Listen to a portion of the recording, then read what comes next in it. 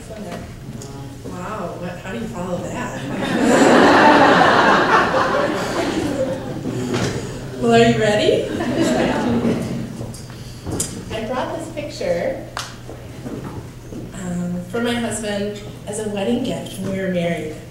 When I think about it now, it seems kind of like a funny present to give as a wedding gift. A picture of a small wooden boat heading into stormy seas. I just knew Ryan would like the picture. He likes to sail. And the inscription below reads, "Through the storm, you do not walk alone." And then it quotes Isaiah 43:2, "When you pass through the waters, I will be with you." But I knew that he would like the picture so much that, the inscription was kind of secondary. Yet there was this little thought in the back of my mind, maybe someday this would apply. That would be kind of cool. Since then, I've heard it said that either you are currently in a storm of life, you are heading out of a storm, or you're about to enter into one. I know that many of you have been in storms for even decades, and some of you are just seeing the sun peeking out behind the clouds, and some of you have just entered this storm, and there is no blue sky on the horizon. Well, for those of you who know us, you can laugh at what I'm about to say, but about a year ago, I'd say we were a pretty normal family. The weather was great in our neck of the woods, even though we live on Lakeside. After we got married, we had a wonderful job. We traveled all over the world with the Jesus film. We would record languages for them to be dubbed into the film, and it was like a 3-year honeymoon, well, in third world countries, but it was still good. Then in 2003, we moved here to Duluth to start Campus Crusade for Christ, which is on the college campuses. It points college students to Jesus through outreaches, Bible studies, and discipleship. A year after moving here, we bought our first house and began having a family. Havila Joy, she's our free spirit. She came first, and then Marin, who's our snuggler. We rented out foster care out of our home, which means we help 4 other adults with developmental disabilities move towards their goals of independence. Ryan also had a ministry and also a business, teaching people how to make cedar strip canoes in our college. You put a 3-year-old and a 1-year-old into that mix, and it made for a pretty wonderful life. And then about a year ago, the raindrops started to fall. It was February 9th, and we were driving to Walmart, Marin and I just had this strange experience. Everything started moving really slowly.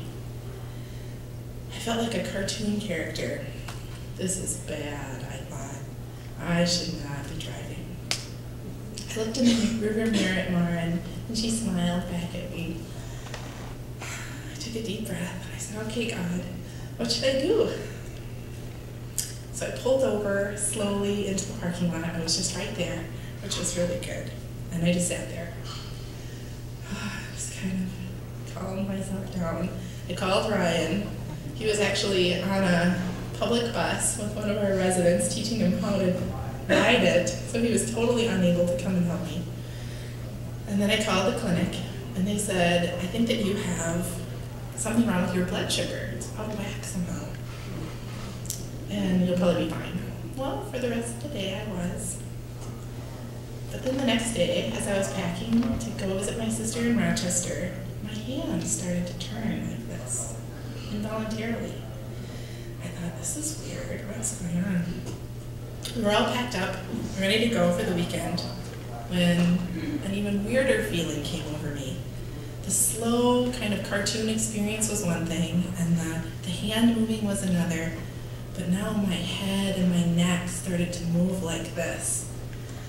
I started to cry, and I walked over to Ryan, and he just held me as my head pushed against his head. It was really scary. We right away called my sister's husband, who we were going to visit in Rochester, and he is a neurologist at Mayo. And he said, "Laura, this is not your blood sugar. you're having seizures. You need to leave tomorrow morning at 4 in the morning so that you can be here for the very first available appointment. So we did. We were all packed up. You know how big it is to bring kids anywhere, and we were already ready to go. So we got there. They did an MRI of my brain, and then they asked me to sit in the waiting room because the doctor wanted to talk to me. That's weird. They're not supposed to tell you anything until your doctor sees it, right? But he came out, the radiologist, and he asked me what my plans were for the day. I was like, oh, that's weird too. He said, we just don't want you to drive. We saw several abnormalities on your brain. And that was it.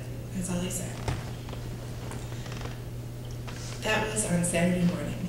It was a really long weekend of uncertainty. We just had to wait until Monday to meet with the neurologist to find out what was really going on. I felt like a ticking time bomb waiting to go off, waiting for this next seizure to take place.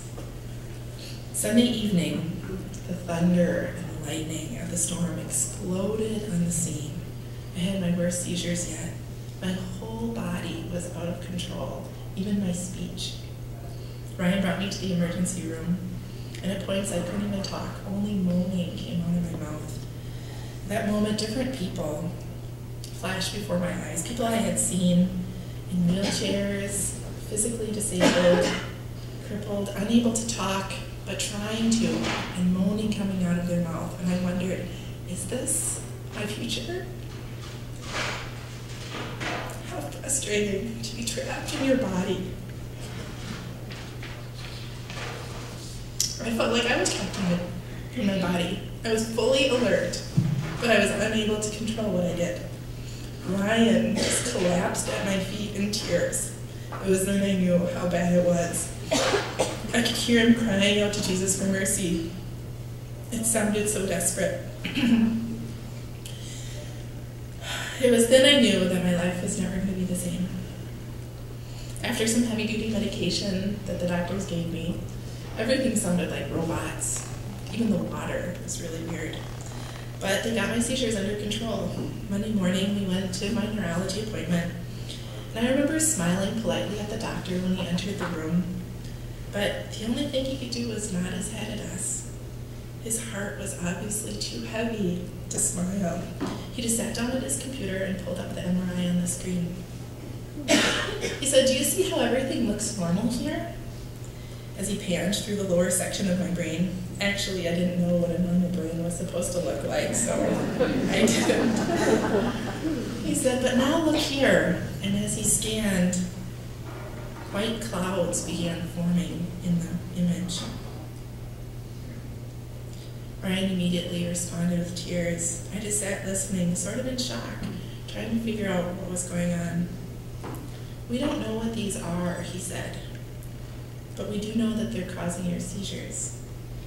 Do you live around here?" I said, "No, we live in Duluth." He said, "Well, can you stay for some further testing?"